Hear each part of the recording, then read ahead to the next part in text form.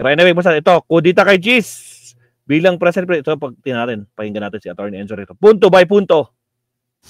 Okay, so my chow fan. Kakaibang wok sarap. Again, sa mga bagong pasok, baka nakalimutan yung mag-like, mabsat. Like po tayo, mabsat. Alright, here we go.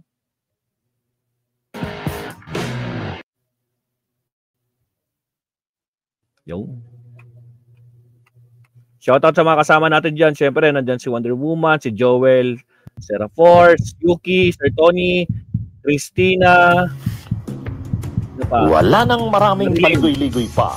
Diretso sa punto na. Maiksi lang ang komentaryo, pero diretso sa punto.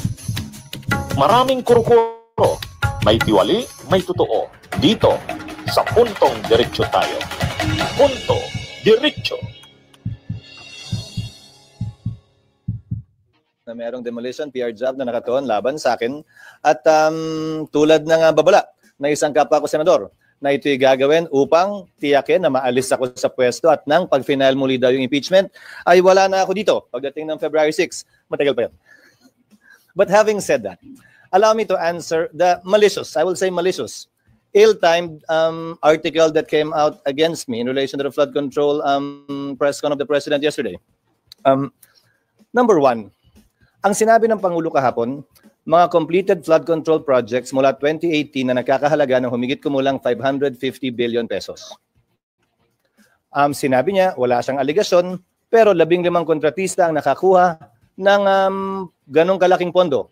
Ang lumabas na artikulo, kinikilala ko, kaibigan ko, kababayan ko, tiga Sorsogon, contractor siya. Kaibigan. Pero ang nakuha niya ay 5.4 billion di umano. Wala pang 1% ng kabuuang pondo na sinasabi ng Pangulo sa flood control. Ang tanong ko, bakit pinagtuunan ng pansin yon? Yung 1% pa talaga, hindi yung 99%? Bakit pinagtuunan ng pansin? Hindi yung mga mambabatas marahil o opisyal ng gobyerno na kontraktor? Hindi naman ako kontraktor.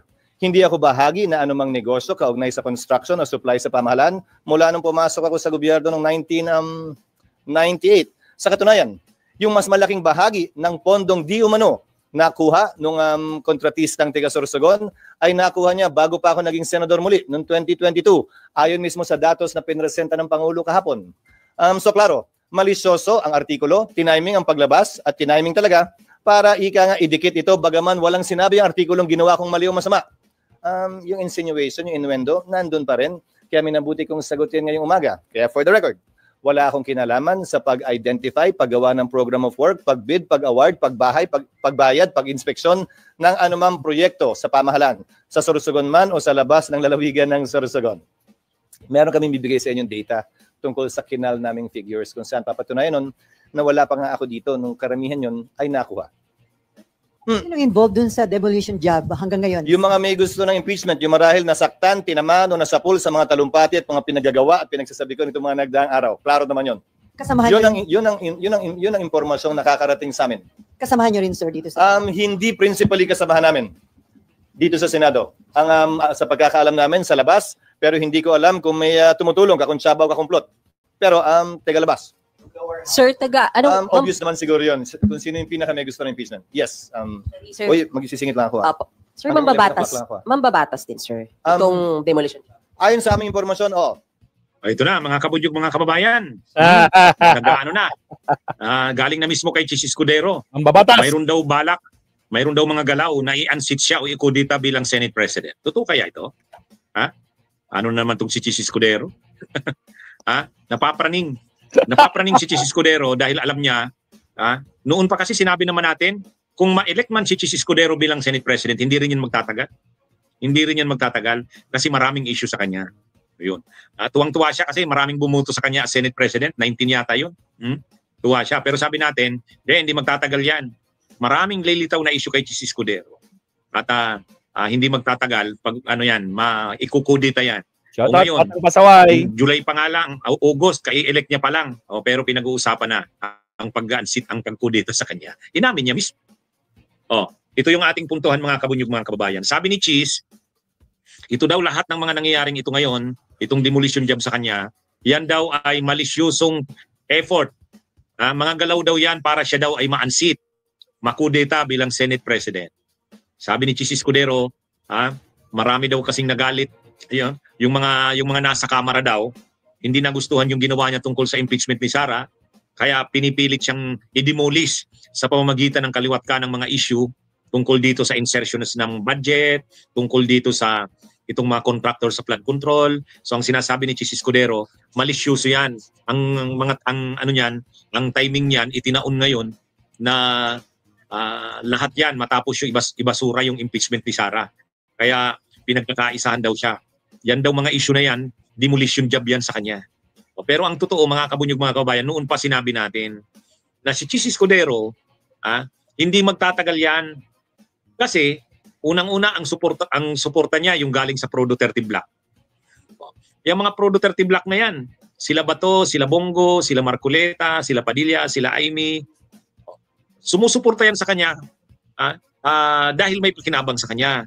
Pero siyempre ang kampo ng Marcos, administrasyon yan ngayon, kapag nakita nila na talagang si Chis Escudero ay hindi naman kanila, gagawa ng paraan ang kampo ng Marcos, kampo nila Romualdez, para matanggal siya sa pagka-Senate President. Sigurado yan, sinabi na natin yan. Lalo pa, masyado ng arugante si Chis, masyado ng mayabang, tinitira niya si Romualdez. Si Romualdez hindi naman yan pipitsugin na politiko. House Speaker yan. Pinsan yan ng presidente. Tinitira niya ng personalan, tinitira ni Chis.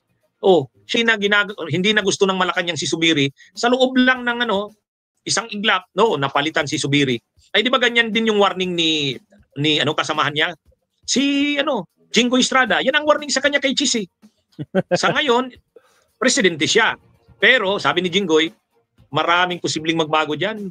Sa loob lamang ng ilang araw, posibleng may mangyari diyan linggo. Yan na nga, nangyayari na. Bakit? Ay kasi pinapakita ni Chis ang kakampi niya mga Pro Duterte Block. Is the price going up or down? Going up and down. Huwag kalimutan mag-like and subscribe. Pangalawa, masyado na siyang arugante at mayabang. Binibira niya na yung house. Binibira niya na si Romualdez. Lantaran niyang binibira. Ay siyempre makapangyarihan din yan si Romualdez. Magkakampi yan, saka ang pinsan niyang si Marcos. Gagawa ng paraan niyang mga yan hanggang sa matanggal si Chis Escudero. Dapat alam niya yan.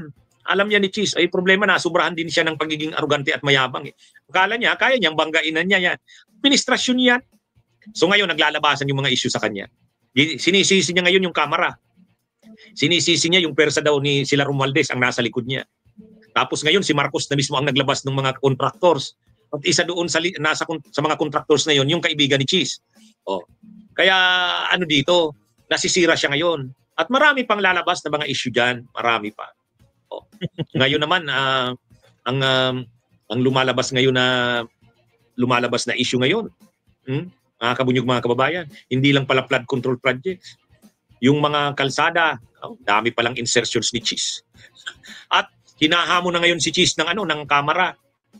Sige, sabihin natin, sino ang nagtapyas ng budget ng education, ng DepEd at saka ng PhilHealth. Kasi sabi ng Kamara, sabi ni Deputy Speaker Ronaldo Puno, kami sa House, hindi kami ang nagtapyas niyan.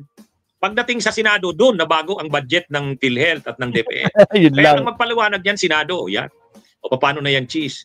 Kaya dito, sa susunod na mga araw, talagang malalagay sa hot seat si Chis Escudero. Kaya pa ba siyang suportahan ng kanyang mga kapwa senador? Kapag sirang-sira na si Chis Escudero, damay ang Senado dyan. Damay ang Senado. Hanggang sa maiisip ng mga senador, na sa kanila, pabigat na si Chis. Si Chis na mismo ang dahilan bakit sirang-sira ang Senado. Kaya mag-iisip na sila niyan na palitan yan. Lalo pat kung may basbas na ang Malacanang. Hindi malayong mangyari yan. Sinabi natin yan simula't simula pa. So ngayon, galing na mismo kay Chis, may kudita daw na pinaplano laban sa kanya.